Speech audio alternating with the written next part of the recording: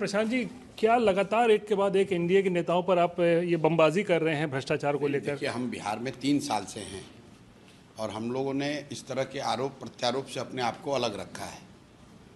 हमने किसी पर ना इल्ज़ाम लगाया, ना कोई ऐसी घोषणा की।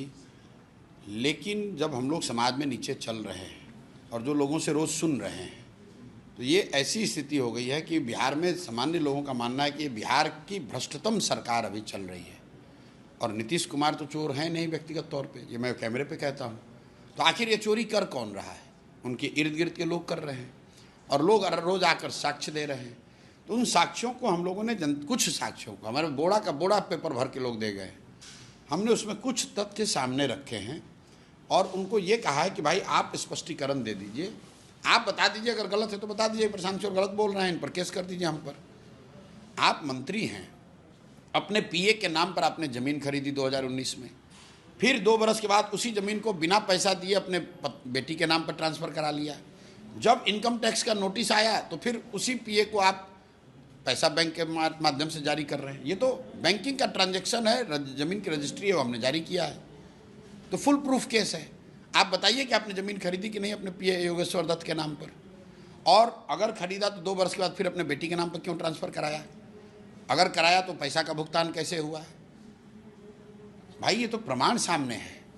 और 200 करोड़ तो कम है, ये तो हम आपको कंजर्वेटिव बता रहे हैं, लोग तो बहुत बड़ी संख्या अंक बता रहे हैं। हमने कहा कि कम से कम 200 करोड़ रुपए की प्रॉपर्टी खरीदी गई है।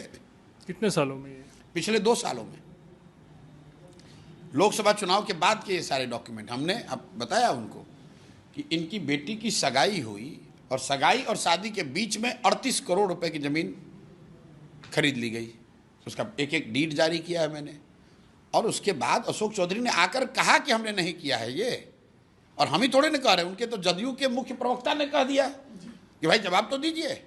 हाँ, ये पहली बार प्रशांत जी हुआ है। हमको याद है 2017 में तेजस्वी के ऊपर भी ऐसा आरोप लगाया था, तो नीतीश ने एक्सप्लेन करने के लिए कहा था। जो लोग जदयू में हैं, जो लोग नीतीश कुमार को जानते हैं कि अगर आप पर इल्ज़ाम लगेगा तो आपको एक्सप्लेन करना पड़ेगा, तो अशोक चौधरी आए और एक्सप्लेन कर दें कि भाई प्रशांत किशोर ये गलत बोल रहे हैं, हमने ऐसा कुछ नहीं किया है। हम मान लेंगे, हमारी गलती होगी, जनता हमको सजा देगी। अगर हमारी गलती, आप हम पर केस कर दीजिए, फांसी पर चढ़ा दीजिए।